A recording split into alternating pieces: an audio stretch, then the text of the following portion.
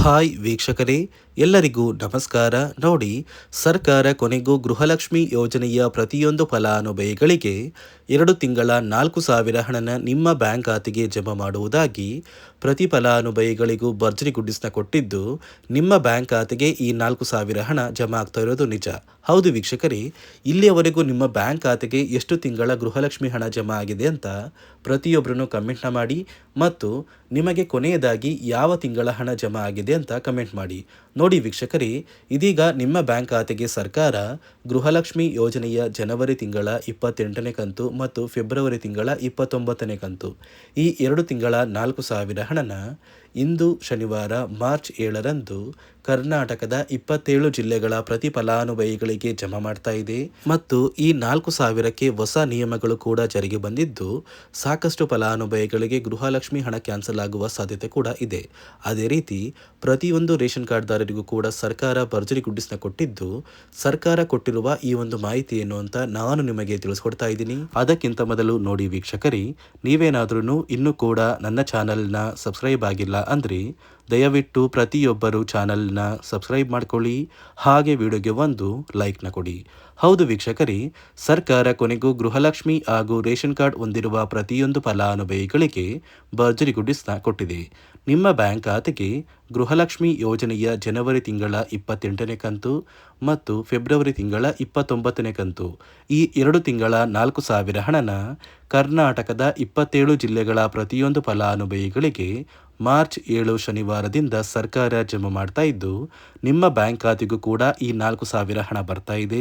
ಅದೇ ರೀತಿ ration card ಹೊಂದಿರುವ ಪ್ರತಿಯೊಂದು ಕಾರ್ಡ್ದಾರರಿಗೂ ಕೂಡ ಸರ್ಕಾರ ಪ್ರತಿ ಕಾರ್ಡಿಗೂ ಕೂಡ 1,500 ರೂಪಾಯಿನ ಕೊಡ್ತಾ ಇದ್ದು, ನಿಮ್ಮ ಒಂದು ರೇಷನ್ ಕಾರ್ಡ್ಗೂ ಕೂಡ ಈ 1,500 ರೂಪಾಯಿ ಬರ್ತಾ ಇದೆ ಅಂತ ನೀವು ಕೇಳ್ಬೋದು. ಹೌದು ವೀಕ್ಷಕರೇ, ಸರ್ಕಾರದಿಂದ ಬಂದಿರುವಂತಹ ಆ ಒಂದು ಮಾಹಿತಿ ನಿಜ.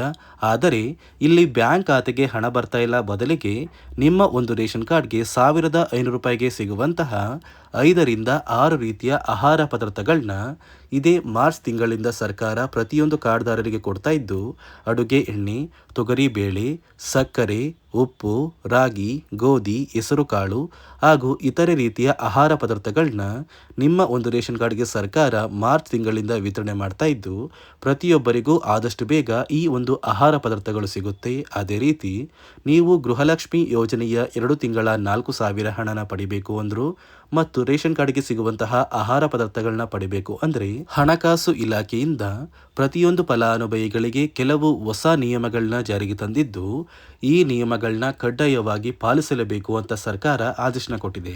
ಇದೇ ಕಾರಣಕ್ಕೆ ಈ ಬಾರಿ ಸಾಕಷ್ಟು ಫಲಾನುಭವಿಗಳಿಗೆ ಗೃಹಲಕ್ಷ್ಮಿ ಹಣ ಕೂಡ ಬರ್ತಾ ಇಲ್ಲ, ಯಾಕಂದ್ರೆ ಸರ್ಕಾರ ಕ್ಯಾನ್ಸಲ್ ಮಾಡಿದೆ. ಹಾಗಾದ್ರೆ ಸರ್ಕಾರ ಜಾರಿಗೆ ತಂದಿರುವ ಆ ಹೊಸ ನಿಯಮಗಳು ಏನು, ಈ ನಿಯಮಗಳ ಪ್ರಕಾರ ನಿಮ್ಮ ಬ್ಯಾಂಕ್ ಖಾತೆಗೆ ಹಣ ಬರ್ತಾ ಇದೆಯೋ ಅಥವಾ ಜಮಾ ಆಗ್ತಾ ಇಲ್ವೋ ಅಂತ ನಾನು ನಿಮಗೆ ತಿಳಿಸ್ಕೊಡ್ತಾ ಇದ್ದೀನಿ.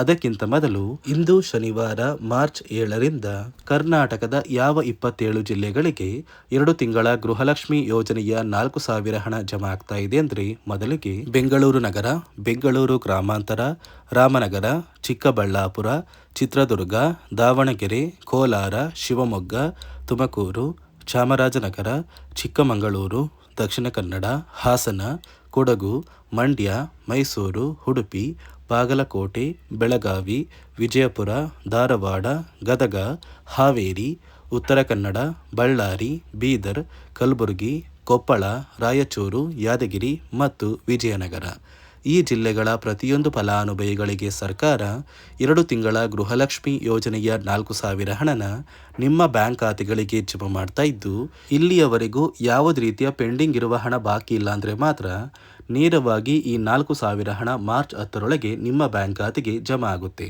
ಒಂದು ವೇಳೆ ಸಾಕಷ್ಟು ಹಳೆಯ ಕಂತಿನ ಹಣ ಪೆಂಡಿಂಗ್ ಇದ್ದರೆ, ನೀವು ನಿಮ್ಮ ಊರಿಗೆ ಸಂಬಂಧಪಟ್ಟ ಮಹಿಳಾ ಮತ್ತು ಮಕ್ಕಳ ಕಲ್ಯಾಣ ಅಭಿವೃದ್ಧಿ ಇಲಾಖೆಗೆ ನೀವು ಭೇಟಿ ನೀಡಿದ್ರೆ, ಆ ಒಂದು ಇಲಾಖೆಯ ಅಧಿಕಾರಿಗಳ ಸಹಾಯದಿಂದ ನಿಮ್ಮ ಬ್ಯಾಂಕ್ ಖಾತೆಗೆ ಪೆಂಡಿಂಗ್ ಇರುವ ಹಣನ ಮೊದಲು ನೀವು ಪಡ್ಕೋಬಹುದು.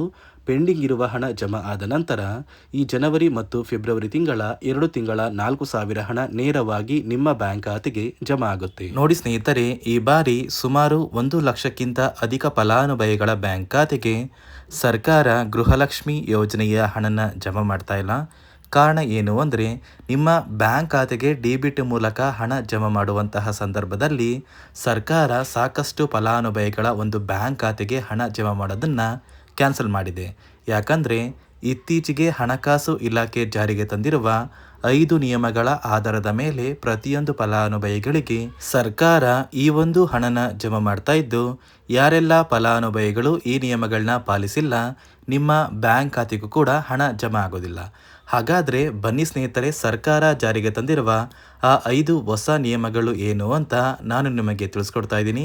ನೋಡಿ ಸ್ನೇಹಿತರೆ, ಮೊದಲನೆಯ ಒಂದು ನಿಯಮ ಬಂದು ಸಾಕಷ್ಟು ಫಲಾನುಭವಿಗಳು ಹೊಂದಿರುವಂತಹ ಒಂದು ರೇಷನ್ ಕಾರ್ಡ್ ಏನಿದೆ, ಆ ಒಂದು ರೇಷನ್ ಕಾರ್ಡ್ನ ಮನೆಯ ಸದಸ್ಯರ ಪ್ರತಿಯೊಬ್ಬರ ಒಂದು ಆಧಾರ್ ಕಾರ್ಡ್ನ ನಿಮ್ಮ ರೇಷನ್ ಕಾರ್ಡ್ಗೆ ಕಡ್ಡಾಯವಾಗಿ ಲಿಂಕ್ ಮಾಡಿಸ್ಬೇಕು. ಅಂದರೆ ಈ ಒಂದು ಲಿಂಕ್ ಮಾಡಿಸುವಂತಹ ಒಂದು ಪ್ರೊಸೀಜರ್ಗೆ ಸರ್ಕಾರ KYC ಅಂತ ಕರೀತಾರೆ. ನಿಮ್ಮ ರೇಷನ್ ಕಾರ್ಡ್ಗೆ ಇನ್ನೂ ಸಹ KYC ಆಗಿಲ್ಲ ಅಂದರೆ ನಿಮ್ಮ ಬ್ಯಾಂಕ್ ಖಾತೆಗೆ ಸರ್ಕಾರ ಮುಂದಿನ ದಿನಗಳಲ್ಲಿ ಗೃಹಲಕ್ಷ್ಮಿ ಯೋಜನೆಯ ಹಣನ ಕ್ಯಾನ್ಸಲ್ ಮಾಡುತ್ತೆ. ಅದೇ ರೀತಿ ಎರಡನೆಯ ಒಂದು ನಿಯಮ ಬಂದು ಸಾಕಷ್ಟು ಫಲಾನುಭವಿಗಳು ಕಳೆದ 3 ತಿಂಗಳಿಂದ ಸರ್ಕಾರದಿಂದ ಬರ್ತಾ ಇರುವಂತಹ ಒಂದು ರೇಷನ್ ಏನಿದೆ, ಅಂದರೆ ಉಚಿತ ಅಕ್ಕಿ ಏನಿದೆ, ಈ ಒಂದು ರೇಷನ್ನ ಪಡ್ಕೋತಾ ಇಲ್ಲ. ಒಂದು ವೇಳೆ ಕಳೆದ 3 ತಿಂಗಳಿಂದ ನೀವು ರೇಷನ್ನ ಪಡ್ಕೊಂಡಿಲ್ಲ ಅಂದರೆ ಸರ್ಕಾರ ನಿಮ್ಮ ಬಳಿ ಇರುವಂತಹ ಒಂದು ರೇಷನ್ ಕಾರ್ಡ್ನ ಕ್ಯಾನ್ಸಲ್ ಮಾಡುತ್ತೆ.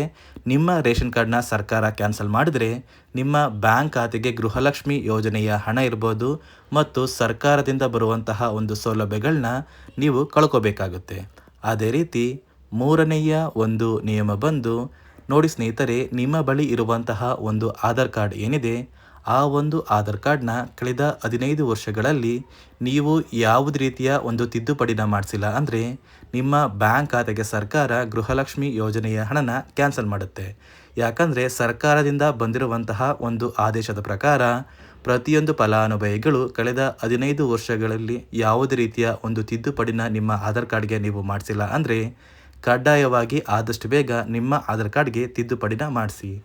ಅದೇ ರೀತಿ ನಾಲ್ಕನೆಯ ಒಂದು ನಿಯಮ ಬಂದು ನಿಮ್ಮ ಕುಟುಂಬದ ಒಂದು ವಾರ್ಷಿಕ ಆದಾಯ 7 ಲಕ್ಷಕ್ಕಿಂತ ಕಡಿಮೆ ಇರಬೇಕು. ಒಂದು ವೇಳೆ ನಿಮ್ಮ ಕುಟುಂಬದ ವಾರ್ಷಿಕ ಆದಾಯ 7 ಲಕ್ಷಕ್ಕಿಂತ ಜಾಸ್ತಿ ಇದ್ದರೆ ನಿಮ್ಮ ಬ್ಯಾಂಕ್ ಖಾತೆಗೆ ಸರ್ಕಾರ ಗೃಹಲಕ್ಷ್ಮಿ ಯೋಜನೆಯ ಹಣನ ಕ್ಯಾನ್ಸಲ್ ಮಾಡುತ್ತೆ. ಅದೇ ರೀತಿ ಐದನೆಯ ಒಂದು ನಿಯಮ ಬಂದು ನಿಮ್ಮ ಕುಟುಂಬದ ಸದಸ್ಯರು ಅಥವಾ ಗೃಹಲಕ್ಷ್ಮಿ ಯೋಜನೆಯ ಫಲಾನುಭವಿಗಳು ಯಾರು ಕೂಡ ಸರ್ಕಾರಿ ನೌಕರರಾಗಿ ಕಾರ್ಯನಿರ್ವಹಿಸ್ತಾ ಇರಬಾರ್ದು. ಒಂದು ವೇಳೆ ನಿಮ್ಮ ಕುಟುಂಬದಲ್ಲಿ ಯಾರೇ ಆಗಿದ್ರೂ ಸರ್ಕಾರಿ ನೌಕರರಾಗಿ ಕಾರ್ಯನಿರ್ವಹಿಸ್ತಾ ಇದ್ದರೆ ನಿಮ್ಮ ಬ್ಯಾಂಕ್ ಖಾತೆಗೆ ಗೃಹಲಕ್ಷ್ಮಿ ಯೋಜನೆಯ ಹಣ ಕ್ಯಾನ್ಸಲ್ ಆಗುತ್ತೆ. ಈ 5 ನಿಯಮಗಳ ಆಧಾರದ ಮೇಲೆ ಪ್ರತಿಯೊಂದು ಫಲಾನುಭವಿಗಳಿಗೆ ಸರ್ಕಾರ ಹಣ ಜಮಾ ಮಾಡ್ತಾ ಇದೆ. ಒಂದು ವೇಳೆ ನೀವು ಈ 5 ನಿಯಮಗಳನ್ನ ಪಾಲಿಸಿಲ್ಲ ಅಂದರೆ ನೀವು ಕೂಡ ಗೃಹಲಕ್ಷ್ಮಿ ಯೋಜನೆಯ ಹಣದಿಂದ ವಂಚಿತರಾಗಬೇಕಾಗುತ್ತೆ. ನೋಡಿ ವೀಕ್ಷಕರೇ, ನಿಮ್ಮ ಬ್ಯಾಂಕ್ ಖಾತೆಗೆ ಸರ್ಕಾರದಿಂದ ಇಂದು ಶನಿವಾರ ಮಾರ್ಚ್ 7ರಂದು 27 ಜಿಲ್ಲೆಗಳ ಪ್ರತಿಯೊಂದು ಫಲಾನುಭವಿಗಳಿಗೆ 2 ತಿಂಗಳ 4,000 ಹಣ ಬರ್ತಾ ಇದ್ದು, ಇದೇ ಮಾರ್ಚ್ 10ರೊಳಗೆ ಪ್ರತಿಯೊಬ್ಬರು ಈ ಒಂದು ಹಣನ ಪಡ್ಕೋತೀರಾ. ಅದೇ ರೀತಿ ರೇಷನ್ ಕಾರ್ಡ್ ಹೊಂದಿರುವ ಪ್ರತಿ ಕಾರ್ಡ್ದಾರರ ಬ್ಯಾಂಕ್ ಖಾತೆಗೂ ಕೂಡ ಹಣ ಬರ್ತಾ ಇಲ್ಲ. ಆದರೆ ನಿಮ್ಮ ಒಂದು ಕಾರ್ಡಿಗೆ 5ರಿಂದ 6 ರೀತಿಯ ಆಹಾರ ಪದಾರ್ಥಗಳು ಸಿಗ್ತಾ ಇದೆ ಅಂತ ಹೇಳ್ತಾ, ಇದಿಷ್ಟು ಸರ್ಕಾರದಿಂದ ಬಂದಿರುವ ಹೊಸ ಮಾಹಿತಿ ಆಗಿದೆ. ನಾನು ಕೊಟ್ಟಿರುವಂತಹ ಮಾಹಿತಿ ನಿಮಗೆ ಇಷ್ಟ ಆಗಿದ್ದಲ್ಲಿ ದಯವಿಟ್ಟು ಪ್ರತಿಯೊಬ್ಬರು ನನ್ನ ಚಾನಲ್ನ ಸಬ್ಸ್ಕ್ರೈಬ್ ಮಾಡ್ಕೊಳ್ಳಿ, ಹಾಗೆ ವಿಡಿಯೋಗೆ ಒಂದು ಲೈಕ್ನ ಕೊಡಿ.